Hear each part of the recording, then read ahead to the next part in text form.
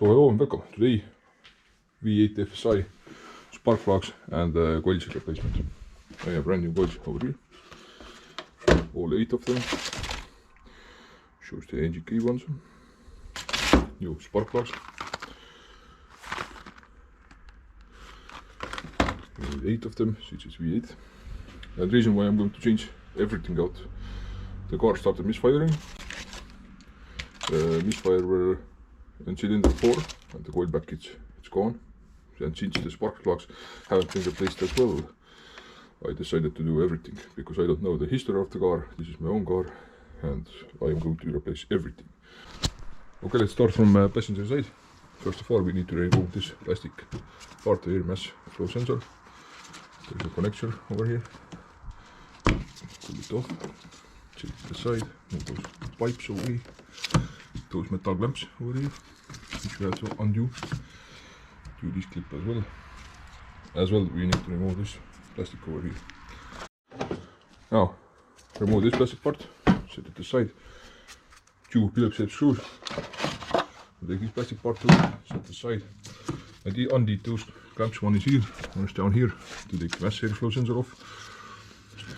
So now we have to play with it to get it out. And he unscrewed this clamp as well. Now, when I watch the mass flow sensor out, set it aside. Rest of it you don't need to touch. Now, there is a connector over here, which we have to undo. And there are torque screws, 2 of them. And then we can start unplugging the coil packs. Now, this connector, it has a red clip, which you have to pull up. Be careful. Now you can push it down and it comes off nicely. Okay. Now Torx 20 TX 20. Grab those loose. Now try to push those clips down and start undoing them evenly. Then you can push it down and off from those coil packs. Now, let's try to wiggle it out. I did use some brake cleaner to wash some dirt away from this area. The coils out super easy, take your hand, they're big enough, just pull them out. Set them aside.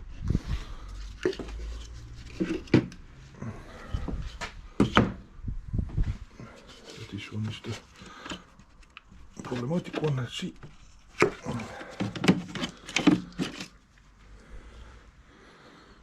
There's no oil or anything inside, no wall covers aren't leaking, thankfully. This is the faulty one, this one I'm going to mark down. Now, before removing the spark plugs, I take the compressed air, blast through those holes, in case there is some debris, even though the coils have some tight rubbers here around the neck, but just in case. Now take the 60mm spark plug socket and start removing them. This one came loose, let's see. Oh, super stuck, what the fuck. Somebody being violent here. Now once you got one spark plug out, that's the old one. Not too bad, nice and brown. But they have been replaced at one point. It has the old ones and the engine case as well. So that's the good sign. But before we are going to put the new ones in, make sure the new ones caps are uneven. I mean even, not uneven. Sometimes they can go out of order through wrong transportation, somebody dropping them or tossing them or whatever.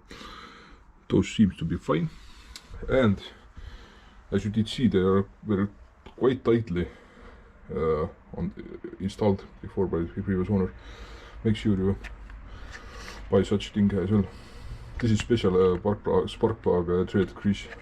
I use it a lot on the preheating candles, but you can use them on those normal spark plugs as well, and it helps a lot. What you do is you take this slightly zip over here, not too much, then take your finger, go around the trays and install it. And I decided to do super long spark plug socket as well. Much more comfy to install them. Okay. Once you screw the new spark plug in, take the torque wrench, 30 Newton meters for all those Audi spark plugs. Make sure you torque them correctly, and if you did add on thread that little bit of grease as well, then they don't get stuck in the future. Now once the first spark plug is tightened, you can take the new coil, add Vaseline spray or silicone spray around this rubber part. This inner part, as you can see, are already pre-greased by factory or the manufacturer. And as you can see, there are slots where those rubbers go in, so you can't really misalign them. Push them on.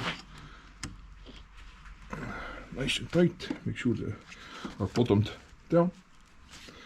And you are good to go. And now, once you got all the spark plugs, coil packs done, line those connectors back up and try to start pushing them in evenly. Easy. They will eventually go in. A little bit playing maybe. Now, once the connectors are on, those small bolts, 5 Newton meters torquing spec, in case you want. I'm not going to torque them down properly, just turn them against the, get them tight, and it's enough. Now on the driver's side, we have to move this coolant tank away, lift it away, torques 25, release this bolt, then you can pull this unit up, coolant tank,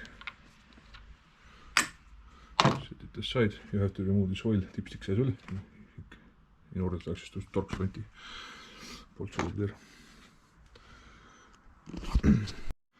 Now once you got the connectors disconnected, coolant tank loose, you can lift that coolant tank like that, as you can see, and now you can access the last spark plug from here easily. Here you can lift it maybe slightly a little bit, don't go crazy. You have plastic connections over there. Nothing else. Proceed, and it's simple as it is. And trick putting those connectors back, as always, take the Vaseline spray or silicone spray, spray around those coils. And what happens, and if you are starting to pull them on, then one hand put here, second hand pull here, and at the same time push them in, and they go in super easily, super nicely. Now the connector, the last one, is over here. Just re-plug it, goes in, and there's the red tab, top of it, push it down, now it's locked. So that's it. All the spark plugs have been replaced, all the coils have been replaced, everything back together, connected and good to go, and let's take the keys and start the car, and let's see if it does it even start and what it does. This car has 300,000 drive-through, quite a bit, eh?